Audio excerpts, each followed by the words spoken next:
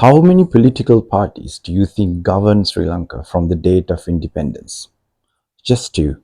Nothing but two parties govern Sri Lanka. Either it's been the SLFP or the UNP.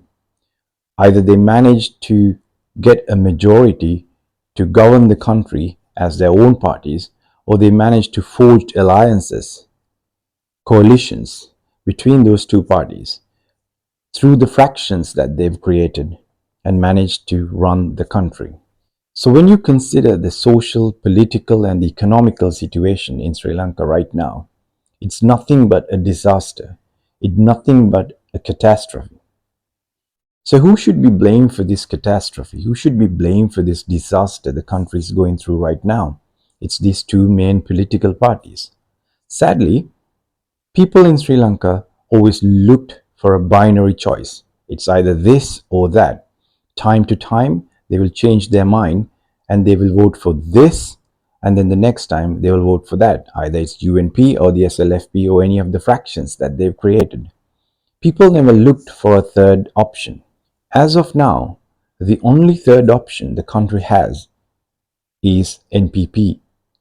That's the only option that you can have some level of hope, some level of confidence that they would be taking the country in the right direction. Now, you might ask the question, how can you trust them? It's a fair question. You can be skeptical, you can be cynical, because you've never seen them in power, so you don't know how they're going to govern the country. You don't know how they're going to rule the country. For that question, you need to find an intelligent solution. Just listen to what they say. Read the literature relevant for NPP. Consider what they talk about.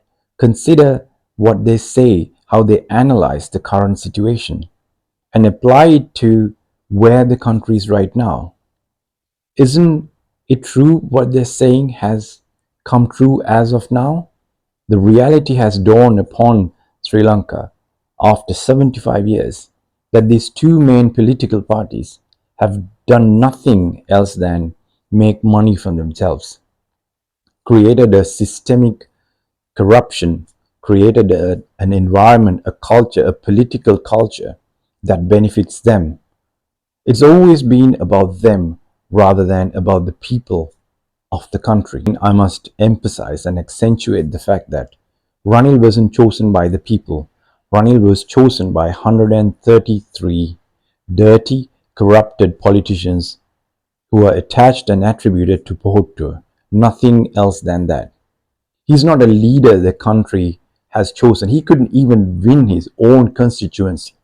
So how can he be a leader? Now we're reaching a point of no return.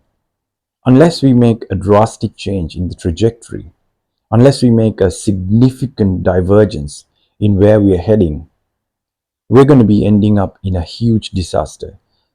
You can't even compare that to what you've seen in 2022. We need to make the right choice. The right choice stays with a third option.